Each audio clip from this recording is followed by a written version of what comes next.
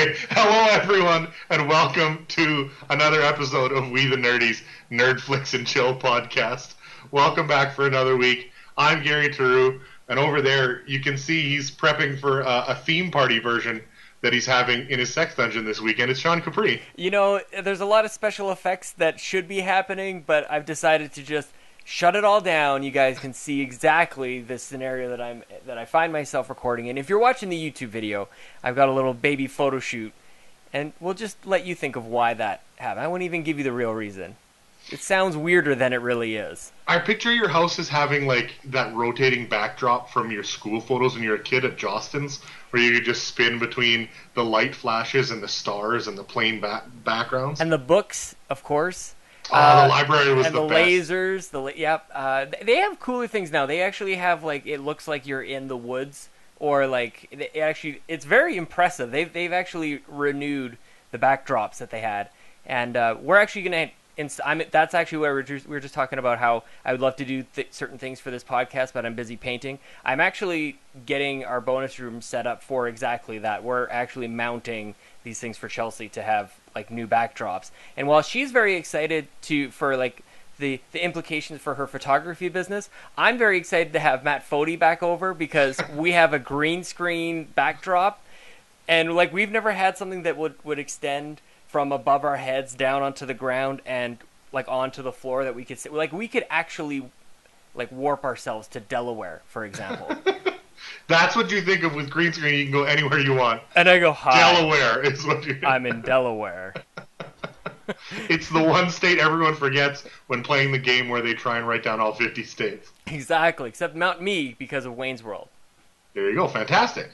Hooray, movie reference on a movie podcast. Who would have thunk it, right? It's almost like our depth of knowledge kind of stops there. Mm-hmm. It actually, I think it might. Which is a sad state of affairs for both of us and the people we spend time with. I once lost a bet that I couldn't go a half an hour without saying a movie quote. And I did it by accident. I was like, that was a movie really? quote. Yeah. I'm in the process right now of editing a best man speech I have to make on Saturday. Oh. And it's all I can do not to just plagiarize every wedding speech that I've seen in every movie that ever had a best man speech, or First Corinthians, like a reading in a movie or something like that. So my instinct is just to copy all that shit down and not do anything original, but I think I'm managing to avoid quoting too much in there. I might just act like I'm actually crashing the wedding. Just to make it that much more fun? Yeah, I'll just come up with some Come Irish up with names. A backstory for yourself? Exactly. Yeah. Well, you need a partner in crime then. Well, Terry, I think, is going solo, so him and I are going to... Anyway. Oh, there you go. Yep. Stag it up. All right. Could be fun. Let's talk movies. Yes, absolutely. I want to thank today. everybody for joining us in the Movie Dome this week. And we went and saw some stuff. We went and saw Finding Dory, and we have some thoughts on that for you. And our 6 Degrees game continued, and we saw one of my personal favorites from the 90s, 80s-ish. I can't even remember. I don't even know when this came out. Hunt for Red October. It doesn't even say on its 1989. 1990 in theaters. So that's weird. This does say 1990 right next to it. So it was copywritten in 1989, and then right next to it, it tells me that it is indeed in color. Oh, fantastic. In 1990. Big break that they got in that one under the bar. I also enjoy, like, this is sort of like a PTI thing where they wear each other's faces. If you're watching the YouTube video, I've got the DVD right in front of me. I was almost like proof, like I did watch this thing. And so I'm just pretending like I'm Sean. Like, that was a terrible Sean Connery. I haven't watched anything Sean Connery forever. I used to do his voice all the time. I can't do it. I can't do Well, now you just got to do Sean Connery speaking in Russian. So we're speaking, of course, of the Hunt for Red October for those people who couldn't see it. And we'll deep dive into the Hunt for Red October later. But we are trying something new this week, and we normally always at this point talk about the trailers that we went and saw, but we got a litany of the exact same children's movies trailers that you see before every children's movie, a couple which we've spoken about already. We thought we'd try something new for this section. Off the top of our heads, not off the top of our heads, we both looked at a list, but we haven't discussed our list yet. We're going to go through for you our choices for our top 3 Pixar movies of all time after seeing Finding Dory. I don't know if that'll mix into any of our lists, but another opportunity for us to try something. We like making lists. We like top 5s, top 3s, top 10s. You heard us talk about high fidelity. That kind of inspired me to want to put everything in list form. And in this case, with Finding Dory coming out this week, it's a great opportunity. So, Sean, why don't you start us off with your number 3 movie all time from Pixar? First of all, I like your style. I like going 3, 2, 1. You never know what's gonna. You don't start at number 1. Well, we got to build anticipation. Got to walk up that podium. Okay, so this was kind of a tough one. It was tougher than I thought. So I had in my mind all the Pixar movies that I really, really enjoy, and then I had a list, and I'm like, I forgot about these other 3. So maybe afterwards we can do honorable mentions. We don't have to. My number 3, Toy Story. Oh, really? Toy Story. So it seems like it would be one that should be at the top of everybody's list. I'm guessing it's going to be... Actually, I don't know what... I have no... I'm not teasing anything. I know, I can't. You got an excellent poker face. It's hidden behind a woolly beard. So I guess mammoths must have been a really good poker player. Same place my extra chins go. All my secrets and my chins are all under this beard. It's so much better when you say it, because it's just sad. Toy Story is my number 3. I really hope that one day we can actually get back to it in our 6 Degrees game. If there's any chance. I mean, there's so many voice actors in there, I'm sure it'll come up in a list at least at one point. But for sure. It came out when we were in grade 6, 1996. It changed everything, aside from the fact that we were already watching, I think, Reboot at the time. Nice. Deep cut there. But I love Toy Story. It might be close to perfect, aside from my other 2 Pixar and yet there's movies. 2 more above it. Okay, well, I respect the hell out of your number 3 choice. For me, number 3 was Monsters, Inc. So I don't know if that's anywhere on your list, but I mean, I think of Monsters, Honorable Inc. mention. And I haven't watched all of these movies. I haven't seen every single one. I've never seen Brave, and I hear good things about it. But of the ones I've watched, I haven't seen all of them or many of them multiple times. And in that case, you sort of, I think movies a lot of time get a narrative assigned to them or a title put on them in terms of what they are, and you kind of remember them that way. And so Toy Story, and I mean a lot of people talk about Toy Story 3 is like gut-wrenching, right? And they think about Toy Story 1 as like the beginning of an era, and they identify it because of their youth. For me, I think of Monsters, Inc. as the most outwardly funny of all the Pixar movies. It's just the most the most outright comedy, and I remember both the first time I saw it and the last time I saw it really, really loving that movie. So, number 3 for me. I'm regretting not having it on my. It's definitely it was right there. Like, but I mean, how can I put that above Toy Story? I don't think that you can. So you got Toy Story number 3, and you've got obviously 2 above that also beat out Monsters, Inc. So what's your number 2? My number 2 is related to our topic today, of course, Finding Nemo. This might be my number 1 watched and rewatched Pixar movie. I absolutely adore Finding Nemo. I think it is just perfect in so many different ways. There's a moment at the end of Finding Nemo when Ellen DeGeneres comes through as a real actor, or actress, I suppose. And it's just like every time it just gets me. Like when she says, I'm home, and she just like, you can like feel her crying through the microphone. I'm like, good God, you got me again. And I knew it was coming. I love Finding Nemo. I've watched it so many times. It's just they just nailed how to portray life under the sea. It's almost like they've been there before, as Disney's been under the sea. I just love Finding Nemo. I could go on and on about it. That's my number 2. And it gets you every time at the end, eh? I have a movie called Life as a House that I love, starring a pre-Star Wars, or maybe mid-Star Wars, Hayden Christensen and Kevin Kline as his terminally ill father. And it's just a relationship between a father and son, and it's absolutely gut-wrenching every single time, and I know it's coming. I'm sure I've seen the movie 15 times, and it gets me every single time. So I know what you mean about that. For me, number 2, and I don't know if this would be on many people's top 3 lists, because it's just considered sort of quality throughout, but nothing spectacular. It's going to be my number 1. For me, number 2 is WALL-E. Oh, okay. I absolutely love WALL-E. I can't remember the stats from when it came out about how little dialogue is in the movie and how little there, but it's just, I don't know if I romanticize this movie in my head. I talk about these things that it gets assigned to it and the way you remember a movie. I can't remember the last time I watched WALL-E, but I remember it being up there with, like you said, Toy Story, or the narrative on Toy Story 3, it being so gut-wrenching. I remember WALL-E being affecting in the same way that the opening scene of Up was, or something like that. I remember WALL-E really, really getting to me in a sense that it was just beautiful and simple and and I almost want to thank the movie makers for respecting the viewer so much that they didn't feel the need to give you more exposition or to dress up the story at all. It's so bare and exposed in what it is. Sort of emotions on your sleeve. When you don't have dialogue, you kind of have to do that. Mm-hmm. And I just remember feeling really strongly that this was one of the most beautiful movies, live action animated, just one of the most beautiful movies I'd ever seen. I love the way that you describe that, because when you're talking about it, I'm reliving the movie and thinking like, yeah, it is very bare bones, very simple, but it's got this message that when I look back and remember it, and the reason that it's not on my list is because I look back at it going like, it was kind of heavy-handed in its messaging. It was kind of like, you better get off your ass and take care of the planet, not become addicted to your tablets and all the, like, go on a cruise ships and all these other things. Yeah.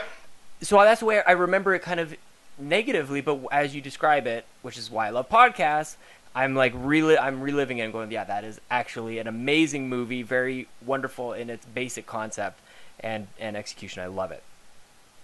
So what do you got for us at number one? Number one, The Incredibles.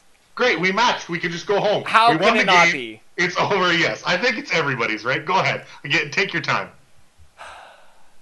Okay, so Finding Nemo is my number one most rewatched movie, but The Incredibles was, oddly enough, the one that I would put on anytime, and this happened a lot, where I would go to a friend's house and set up a home theater. So not only was it, like, which is weird because a lot of people, you think, put on Jurassic Park or put on Star Wars or some of these big, like, THX kind of crazy movies.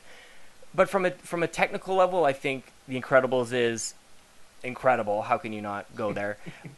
But it's probably the best superhero movie ever made. I mean, it's almost cliche to even say that at this point. I love the take on kind of the classic superhero powers. Yeah. But it's all wrapped up into the family and I kind of like, that's a movie where I can actually look at my own family members or friends of mine and say, like, you're this guy, and then that makes me even more part of the movie, if that makes any sense. Yeah. It's just fun, the pacing from beginning to end. I can't wait for the next scene. I can't wait to see what happens next, even though I've seen it 100 billion times. Sometimes when I like a movie so much, I just go like, this is amazing, and that's all I can really say about it. Well, I can understand that because there isn't anything that you can point to in this movie that you don't want to just give a golf clap to or say wow at, right? It's so well balanced in terms of the things that Pixar offers you across all their movies. Mm-hmm. So it's got the emotional connection, it's got the comedy, it's got the fun sort of without being a musical in the way it's got the fun for kids and stuff like that. It's a super simple story. You talk about being the best superhero movie. I think it does belong on those lists. Mm-hmm. It really simplifies the good versus evil story, the hero's redemption when you think that the dad might be, Mr. Incredible might be stepping out on his wife. It's got the downtime. It follows the 3-act structure of most movies, and yet you talk about pacing. It's just perfectly laid out for you, and you're engaged at every point and eager to see where the story's going. Incredibly rewatchable. Seemed like there was more to it. This is one of the few Pixar movies where, rather than expecting it to come because they're all so successful, you're eager for the sequel. I assume you are, like I am, ready for Incredibles 2. I can't remember when the release date is, but when I heard that they were making it, I was ecstatic. So I have a basic rule on sequels for Pixar movies, and that is just don't do it. Toy Story eventually got there with 3, but I don't think Toy Story 2 is a very good movie at all. So I don't want them to go back to this. I think Cars 2 is worse than the first one. Yep. We'll get to Finding Dory in a second here. It's not on my top 3, so yeah. We'll say it that way. I don't know if you need time for things like that to happen. Maybe later on you can start putting and I think the long stretch between Finding Nemo and Finding Dory and the incredibly long stretch, I did it again, same thing as you did it from the Incredibles 1 to I think the sequel comes out maybe in the summer of 2018, not even next year. It's just, I trust them to have waited to come up with a good story, and obviously you don't have actors aging or anything like that. It's so fun and so simple.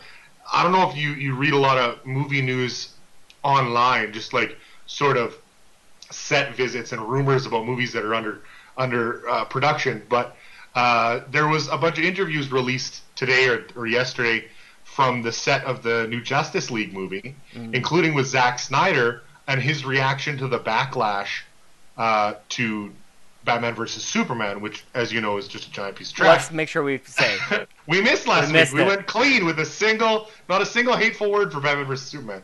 But we're thinking it. One of the things that was brought up was him acknowledging that he might have gotten away from what makes these stories so popular for so many decades.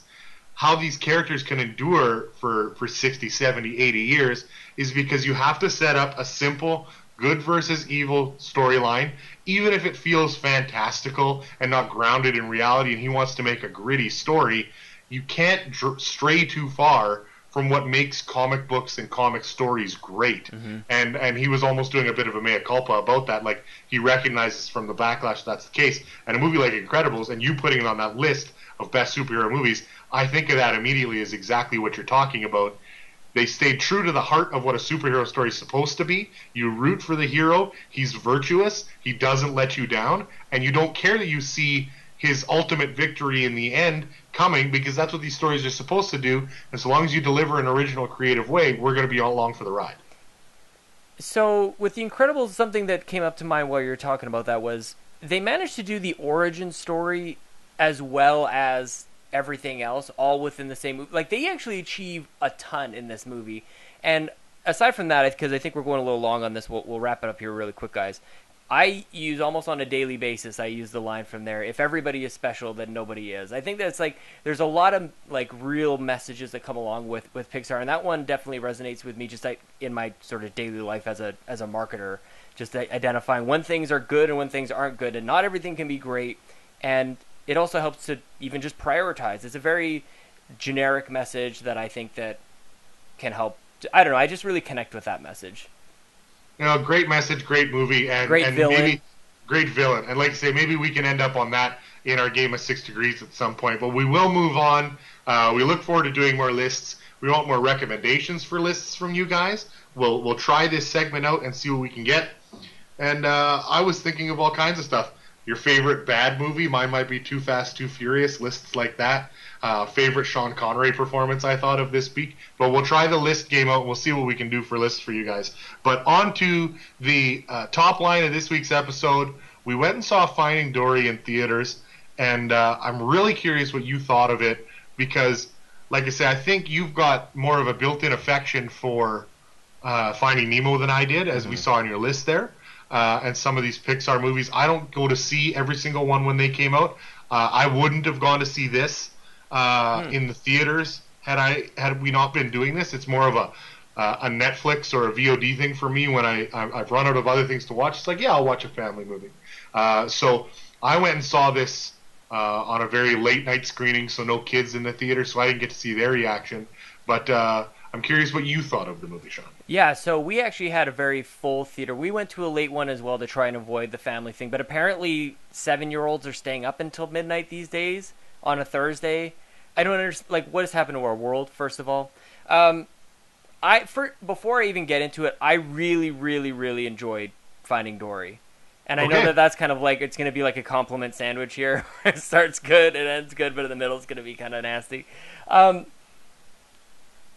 It all comes down to my rule with Pixar movies. Like, most of the magic for me in a Pixar movie is diving into a world, no pun intended, and just learning what characters are out there and what story can be told to us right from the get-go. Like, there are preconceived notions that we have with Finding Dory, and if we've seen really any of the trailers or anything, the premise is Dory gets lost. And this almost seems like a no-brainer that of course she would get lost. I can't believe this hasn't happened to her before. Mm-hmm. And the Pixar movies always try to pull at the heartstrings in one way or another. I was expecting something horrible to happen within the first 15 seconds, like the first Finding Nemo or Up, for example.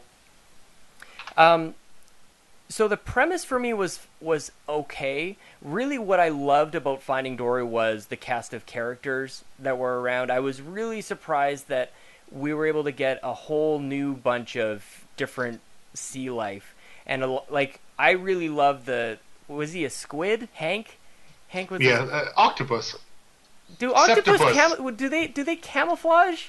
Apparently, yes. And he's a septopus because he's missing a testicle. And he barely needs water. A tentacle. A testicle, Jesus. Yeah, he's the Lance Armstrong of octopi. So the strength in this movie is in its supporting cast. It's not in any of the lead characters. I don't think. I realized sort of very early on that the I don't remember things for very long shtick is great as a supporting character. So it worked in Finding Nemo, I think, better than it does in Finding Dory. But ultimately, awesomeness prevails, and Dory prevails in the end. I mean, that's not really a spoiler.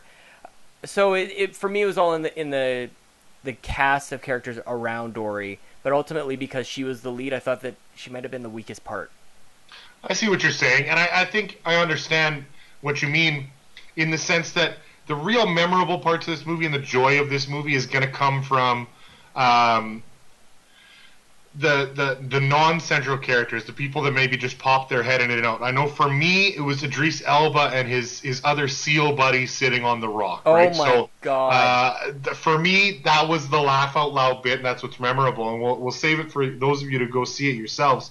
But the overarching story here about Dory realizing now that the events of Finding Nemo has happened, and she's found friendship and family with Marlin and Nemo. And yet she comes to the realization that her life started somewhere with a family of her own, and she wants to go find her own family.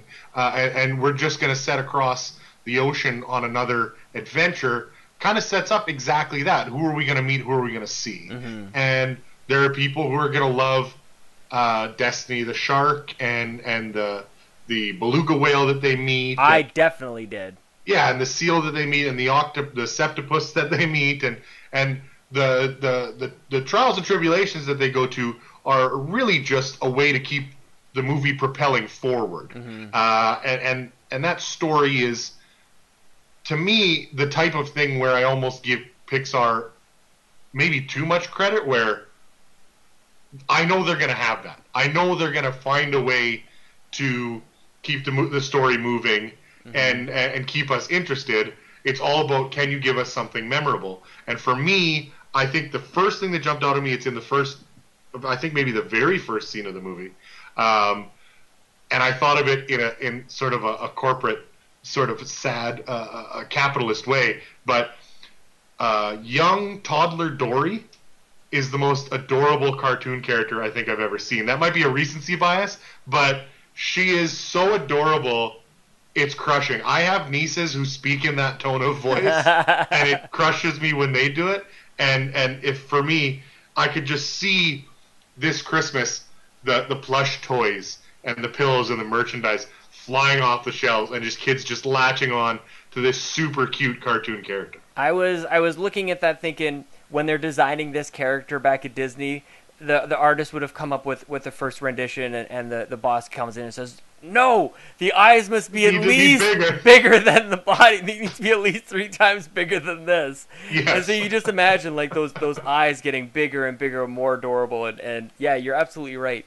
I didn't. Oh man, I don't know how much really to say about the her relationship. Like some of like the fundamental parts of it, I have major problems with a lot of the structure of the movie, but that. It's hard for me to say that and at the same time say I had a great time in this movie. I was smiling the entire time. I was laughing the entire time. Walking out, remembering things that were really great. The Seals is a great example of that. I just don't think it's as strong a movie as Finding Nemo. And maybe that's just me holding it up to a standard. But any of the... Okay, so here's a way that here's something I can say without spoiling anything. There are a number of callbacks to the original movie. They're kind of like, hey, remember when we made that joke? And for me, those didn't land. Anytime this movie goes into new territory, that's really where things take off for me. Okay. And it does for me. It didn't do that enough. Like even we see a lot of familiar faces, and they just don't have the impact that they did the first time around. I didn't need to see Mr. Ray singing his song and stuff like that. Was one of my favorite parts of the first one. The wow. Just leave him in the first one. We have so much more to discover in this one. But yeah, I had a wonderful time. This is I just didn't absolutely love it. So it's easy to pick this thing apart because it's ridiculous. This is even more ridiculous than going across to Australia and finding your clownfish son.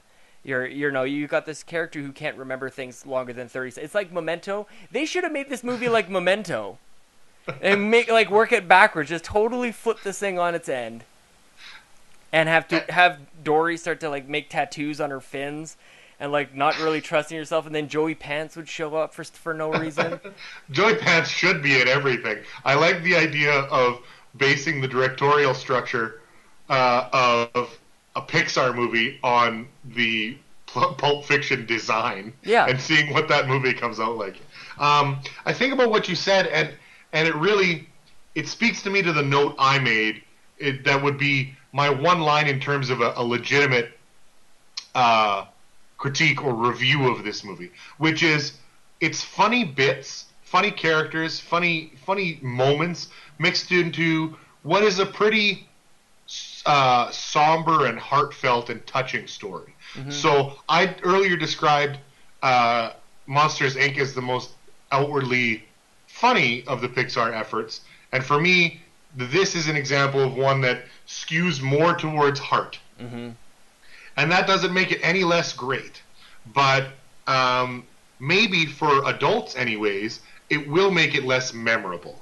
And especially if you're going to be constantly setting up against this bar that's been placed at such a ridiculous height by Pixar as a studio, maybe that's why you come away with less than full-throated support, right? So, and this movie is a real good example of a way to, again, I think we may have done this in episode 0, to describe Rotten Tomatoes' scoring system, because you've got 94 from critics and 90 from fans on this, right?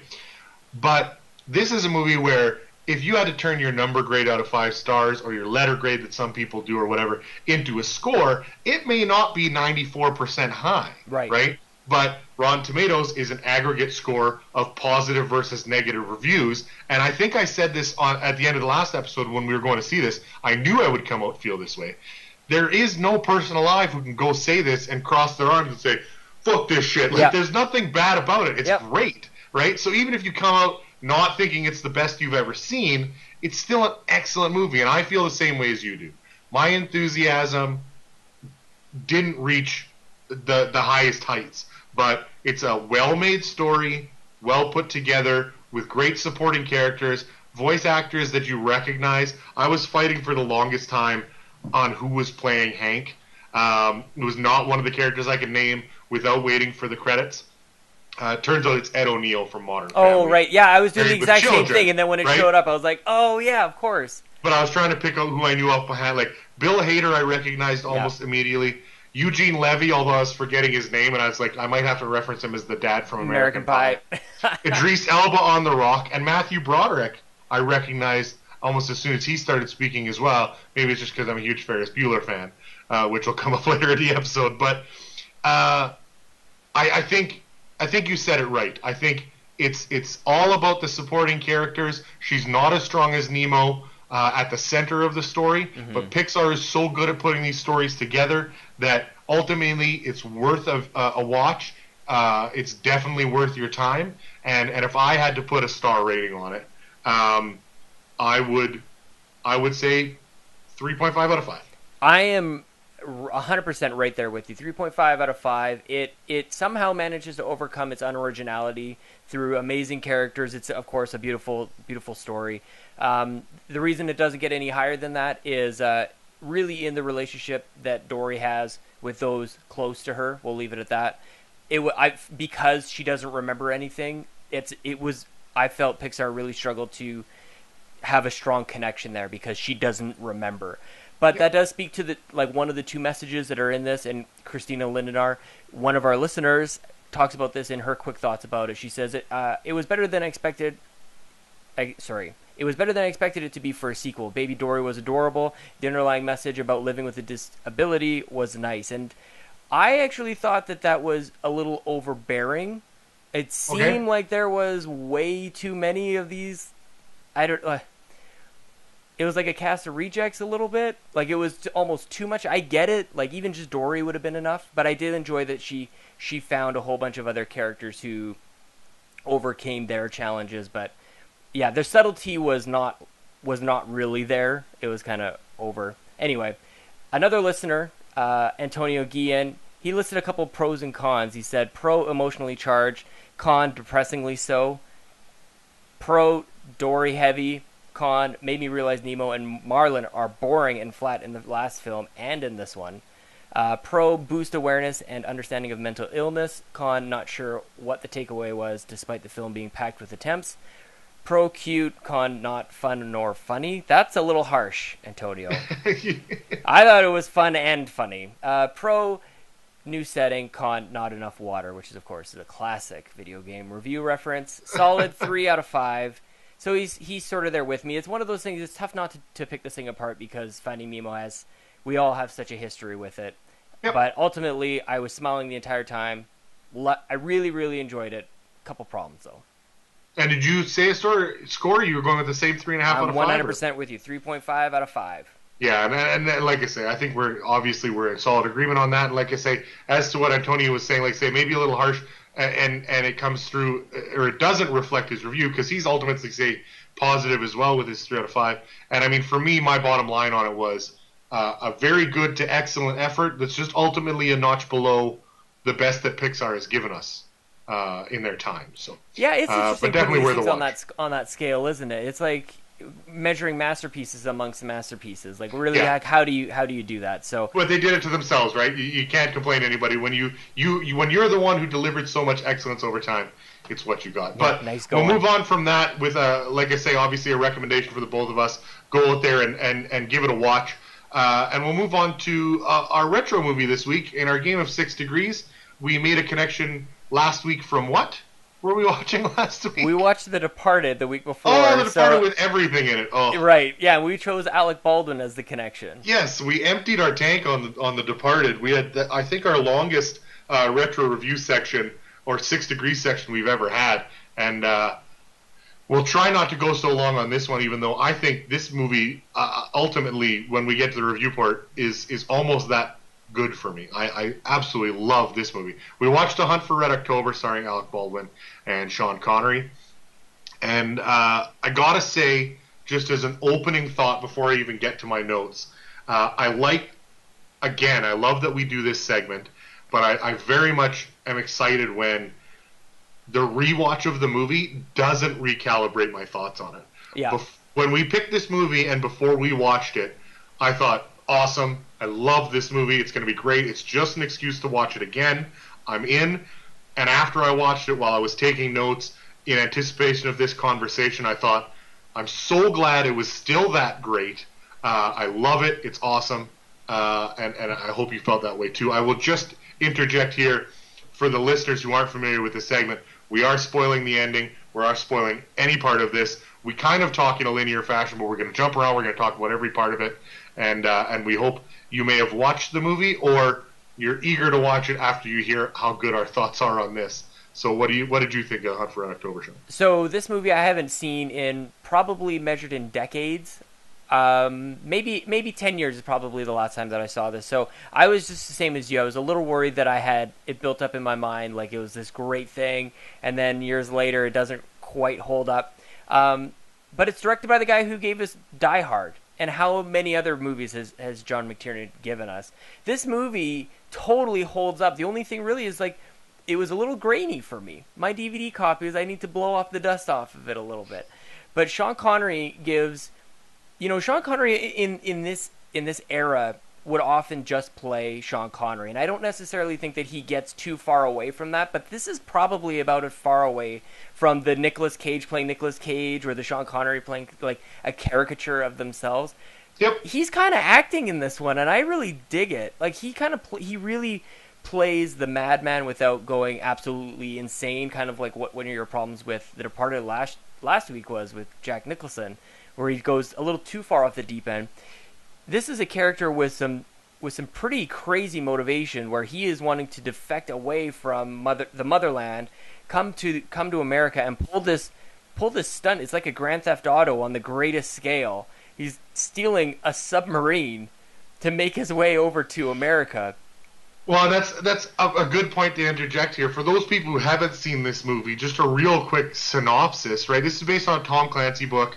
A character called Jack Ryan that's been done in a bunch of other movies, right?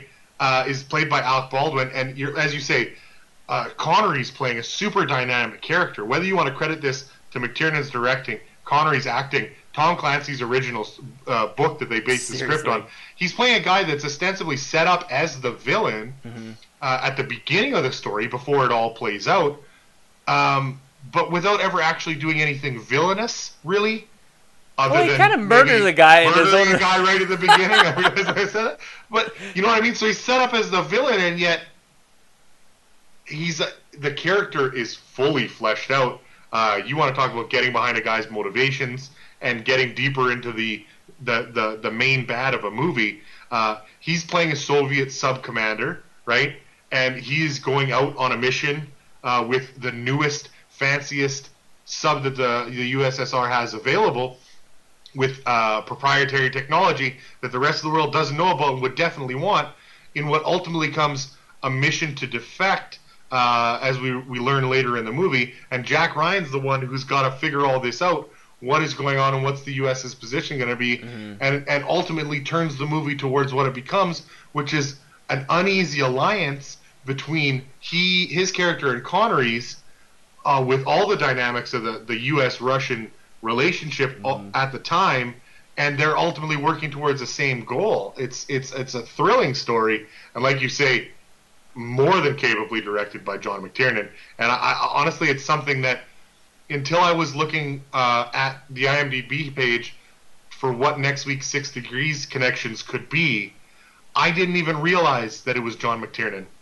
And I think, oh my God, that's why I love this movie so much, because it's directed by the guy who directed my favorite movie of all time. So well, and the funny thing, like when I think of Die Hard, I think of it a little more like almost like the movie equivalent of like an arcadey type of game, where it's a little like it's like popcorn experience. But this manages to maintain a lot of what I think Tom Clancy is, what you're saying, like what Tom Clancy puts into the movie, which is a lot of legitimacy, a lot of layers, and a lot of depth, and the characters themselves. Like it's almost like watching a play unfold on screen.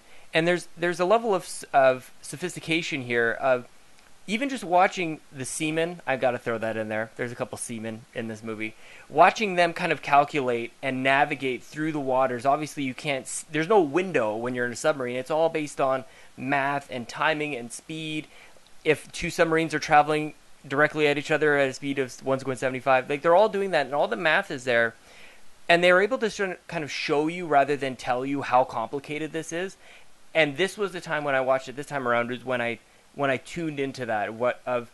We're truly gonna miss these Tom Clancy movies, because he put so much into this stuff that could either be explained to you through exposition, which I think you see probably more in a movie like The Sum of All Fears, or in this movie where it's in its DNA, and that's really what lifts this movie to new.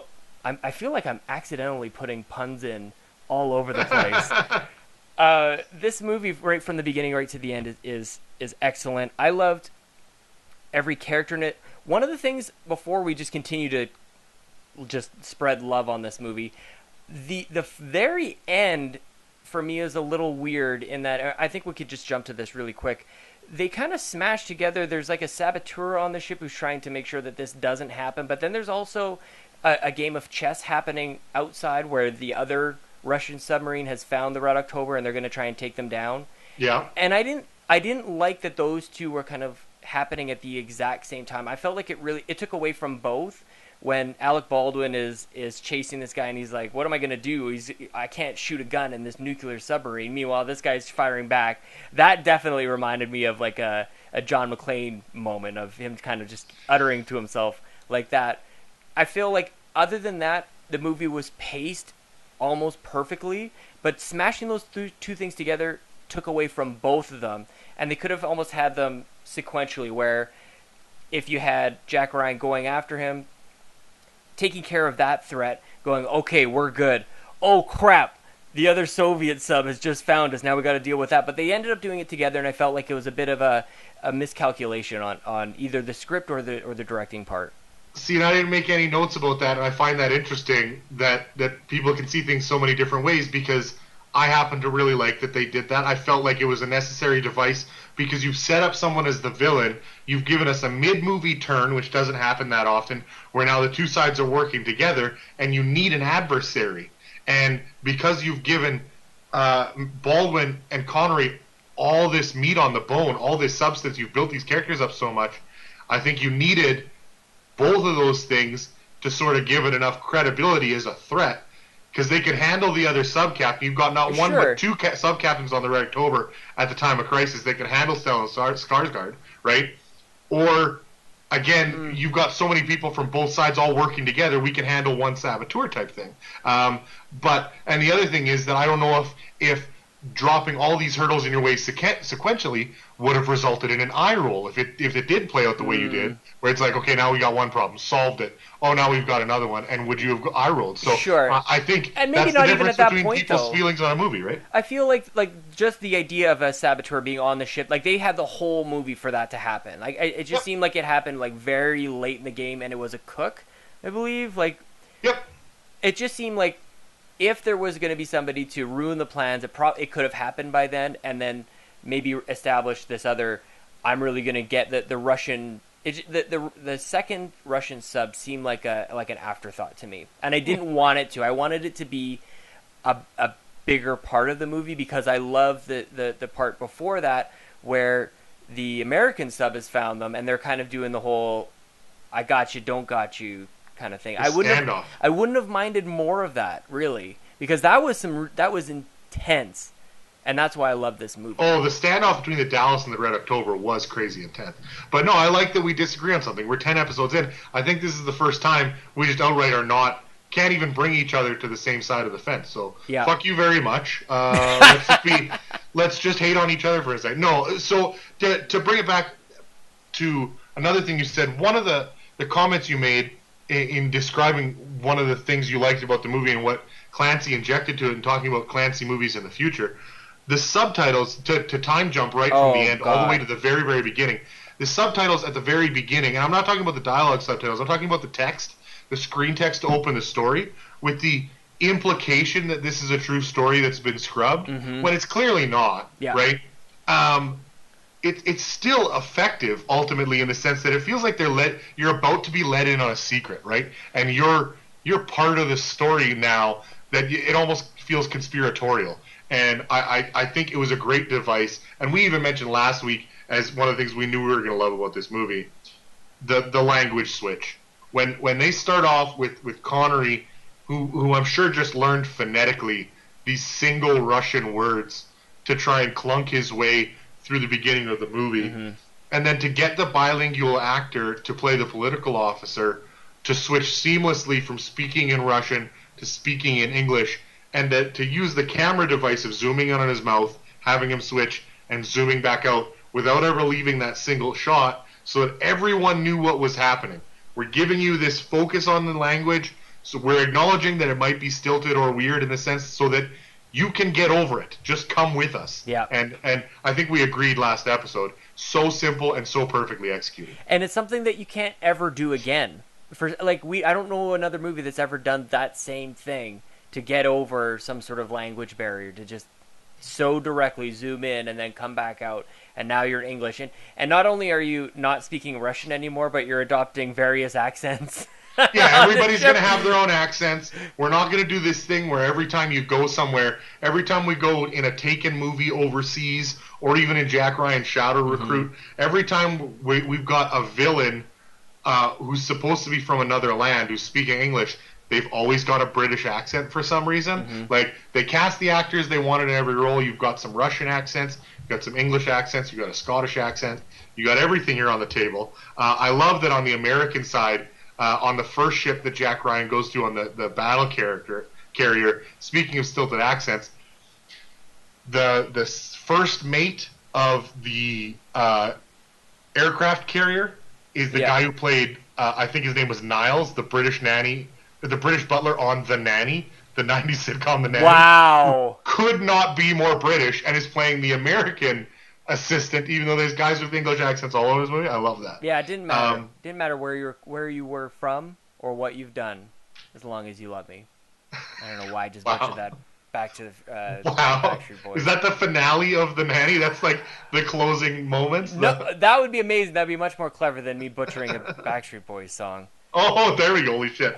How did you think about Alec Baldwin in this as Jack Ryan? I love right at the beginning, I love his sick turtleneck and suit jacket combo. I love nothing more than movies that show their time and day. Yeah. Without, not in the way that they're shot. Again, the graininess maybe I could have done without. Yeah. But just the telephones they're using, the clothes that they wear and stuff like that, right? It's dated in a charming way, I guess. And maybe I only feel that way because it's my generation, and I could see someone wearing that shit in 1990. And when I look at something that's dated from the 70s, I think, oh, I don't connect with this. So who knows if everyone would feel the same. But yeah, I don't have a lot of other reference points for this era of Baldwin, right? Like Glengarry, Glen Ross, and this are all that really come to mind. And Beetlejuice, I guess, would be the other one, but I don't remember him as a standout in Beetlejuice.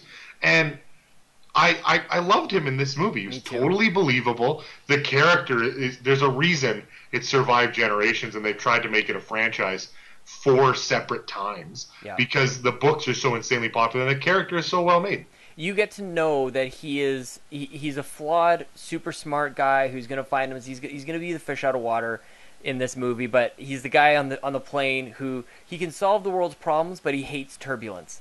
And not only does he hate turbulence, he gives that detailed explanation at the very beginning about what creates turbulence. And I just love movies. Again, there's nothing to say Jack Ryan studied this at whatever, and he's decorated in all these different ways. Like, they show you rather than tell you why he's such an impressive dude. And I really liked him. I forgot how handsome he was, actually. Dreamy. Really, because you think about him now and you think the whole, 30 Rock, and he's grown up into an old man, but there's a reason why he was the Baldwin. But I was thinking a lot about Stephen Baldwin and what this movie would be like if it was Stephen Baldwin. Wow. Not that good. Nope. I don't think. No, maybe not wheelhouse for them. The character descriptions were great. The way that they mix in his backstory from time to time, so you get a glimpse into his personality there. And yet, when he says he's got to go operational, he says, "I'm not operational." Yeah. Right? You can't send me out there. I'm not ready for it. And then Fred Thompson says, "Did you see his class ring? That guy's a Marine, and he was in traction for us. He broke his back in the field. He's a patriot, right?" And so he's got that heroic background, and yet he's gripping his bag and hearing stories about losing his lunch on the helicopter on the way out on the ocean. He's terrified. Mm-hmm. And when the moment comes and they want to pull him back up, he releases his own catch and sends himself into the water loose around a submarine. Like, he's got that fish out of water, or I'm not even supposed to be here today, Clerks / Die Hard feeling, right? And it gives him an accessibility. His character is forced into a heroic stance, but never comes off as a square-jawed superhero, handsome as he may be. But somehow not fragile either. Correct. Yeah, exactly. Accessible and relatable in a way that really carries the movie. It's him and Connery. I mean, if you had to do a power rankings of credit for why this movie is so great, as much as I love McTiernan and as much as I love the supporting cast in this movie are all excellent, including the Dallas sub-captain and his sonar guy have a great amount of screen time and are always compelling.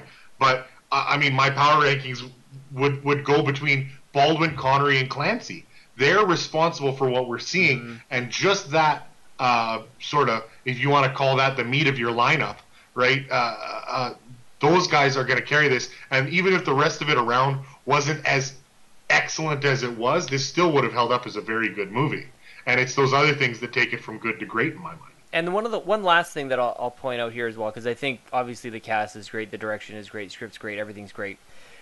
I miss the days. This is where I get to sound really old. I miss the days of practical effects. I miss where you just went out to a huge pool somewhere, you filled up a whole thing of water, and you built the top part of a sub. Like when this sub kind of emerges, what is the word? Is it just emerge? There's a word when it comes up. I'm sure there's a word for cresting the water at the top. Yes, but I quite like cresting.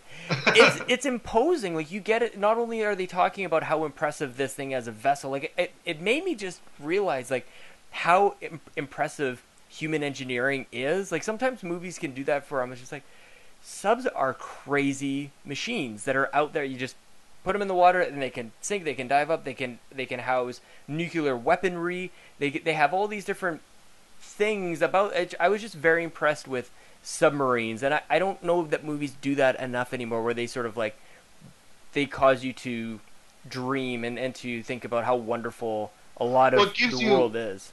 Even at our age and us being jaded or whatever, I felt like a kid. Like I wanted to go buy like a submarine toy and play with in the bathtub. I don't bath anymore. I don't bathe. I shower. Play with the submarine toy in the shower. I don't want. That's a euphemism. I don't want to follow along with. I don't know gay code, but and then a brown shark came. And then a big brown shark came. But to exactly that point, it gives you a certain sense of awe, right?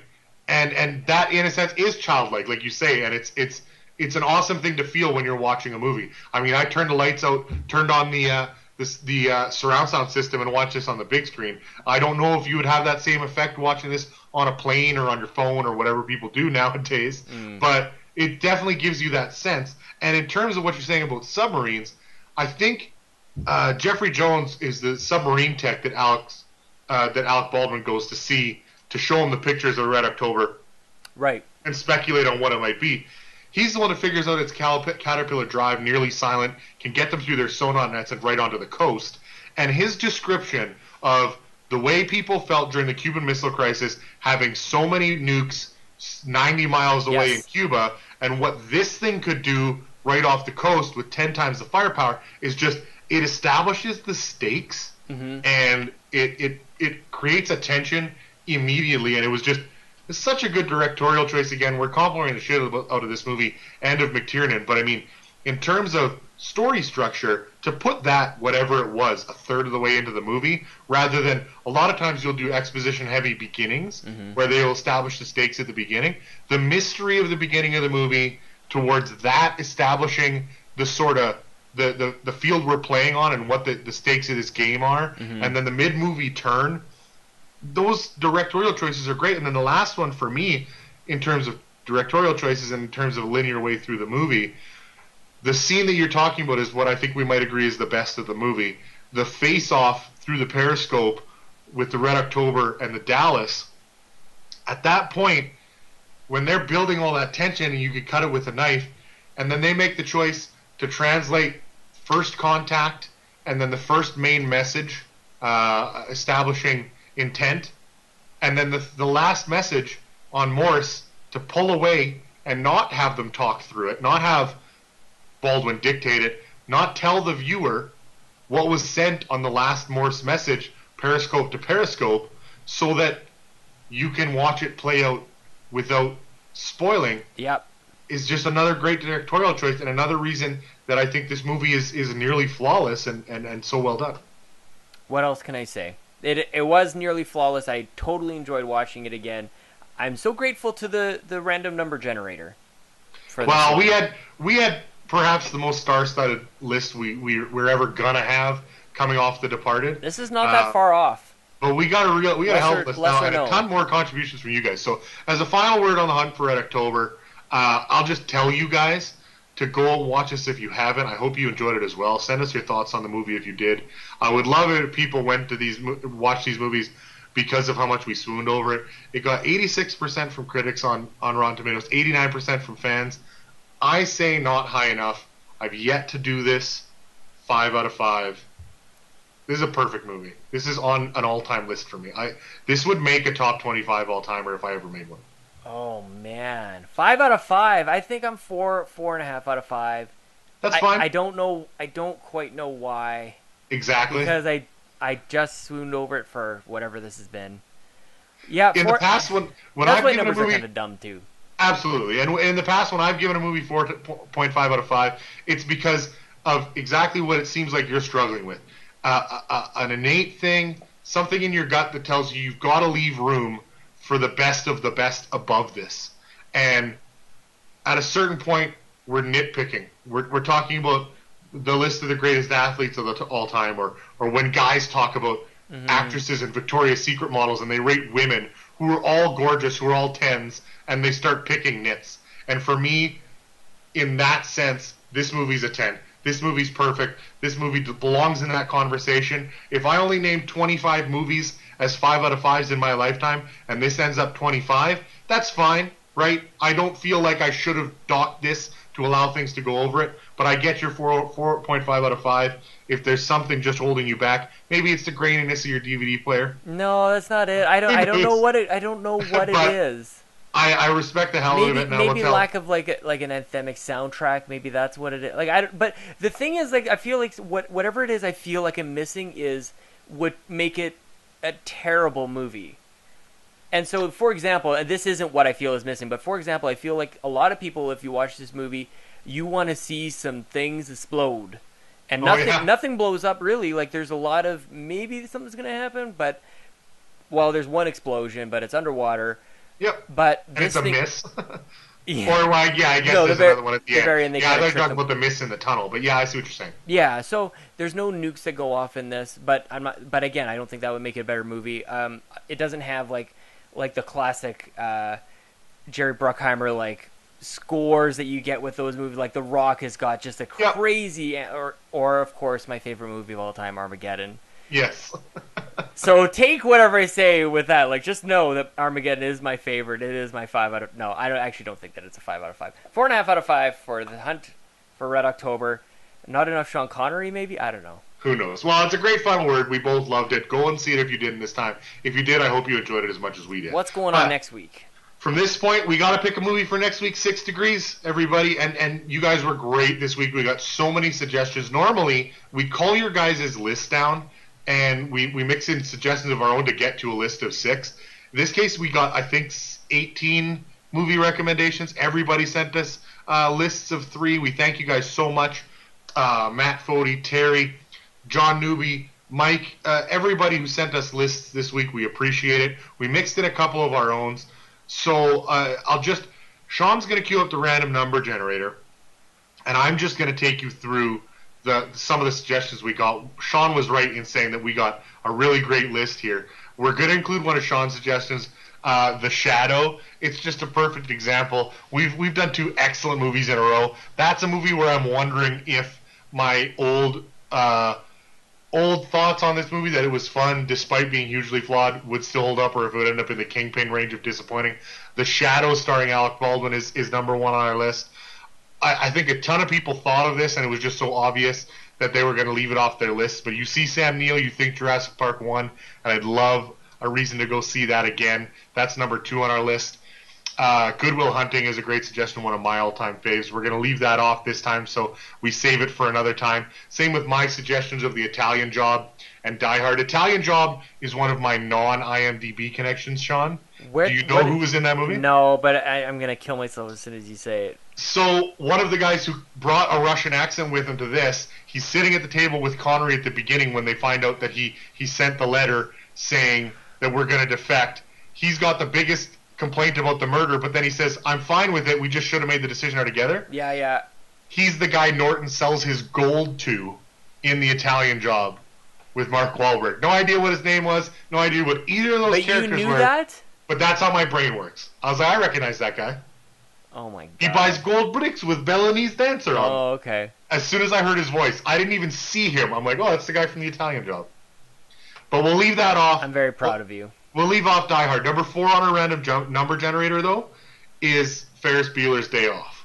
And I hate connecting things through guys who've gone to jail for child pornography. Oh, God. But Jeffrey Jones, who plays the subtext, is Ferris Bueller's principal. And that's the connection to Ferris Bueller's Day Off. Why don't you take us through the rest of the list, Sean? Well, I was clicking through the number generator. Where did you leave off?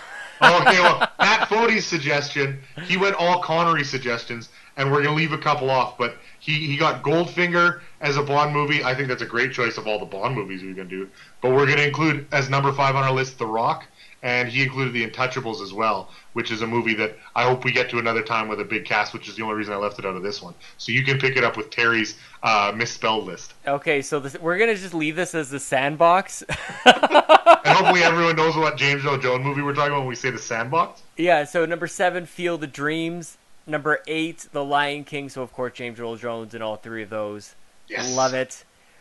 John Newby coming in with our number 9, Jack Ryan, Shadow Recruit. And we love movies with colons on this podcast. Gotta have the colon. We should have, actually, We the Nerdy Nerdflix and Chill. Yes. We may be able to find another place for colon in there, too. Some of All Fears and Clear and Present Danger are also on that list, but we'll call them for this week. But that was so we can get off the Jack Ryan, or at least jump to the new, more modern version. Of course. Number 10, from Mike Zacher, Finding Forrester, which I've never seen, actually. Ooh, I'm excited for you then, if that comes up as number 10 on our random number. Well, I've now ran it. It is not that. Training Day and Patriot Games from Mike. Thank you guys for all of your submissions. Let's go back. Biggest list we've ever had. You guys are awesome. So you said you clicked on it. What came up on a random number generator? Do you think that it's... Well, I don't guess. It is number 7, Feel the Dreams, Build It and They Will Come. I'm excited for a sports movie. I don't know if we've done a sports movie yet. And you know we love Costner. Costner is it, man. This is going to be great. And another chance, if someone puts it on their list, and if they don't, I will, another chance that we end up on Waterworld. And the more times you can include Waterworld in the Russian roulette random number generator, the better for me. So this is a clear path to go all the way to the Super Mario Brothers movie. Yes, exactly. We're getting there. So if you guys can get your hands on a copy, we're going to have to see if it's on Netflix or if it's on one of our demand features so that I can demand to watch Field of Dreams. I don't know if I have a DVD. I'm going to go check right now. I definitely don't. I'm going to have to check.